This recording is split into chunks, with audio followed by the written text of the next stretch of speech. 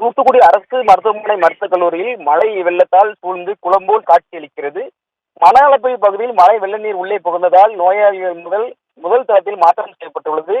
மழை நீர் அமர்ந்தபடி சிகிச்சை அளித்து வரும் மருத்துவர்கள் மருத்துவக் கல்லூரி மருத்துவமனை வரக்கூடிய நோயாளிகள் முற்றிலும் பாதிப்படைந்துள்ளனர்.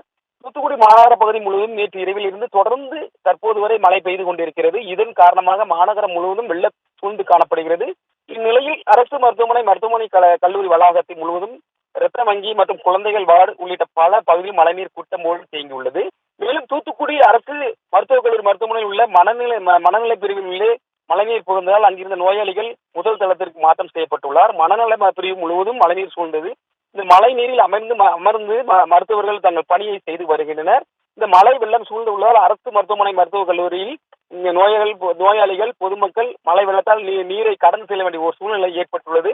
ஆண்டுதோறும் மழை வெள்ளத்தின் போது தூத்துக்குடி மருத்துவக் கல்லூரியில் இவ்வாறு மழை சூழ்ந்து காணப்படுவதால் நோயாளிகள் மிகவும் பாதிக்கப்பட்டு வருகின்றனர். எனவே மாவட்ட நிர்வாகம் இதற்கு தீர்வு காண வேண்டும் என பொதுமக்கள் வைக்கின்றனர். ஜெயஸ்ரீ.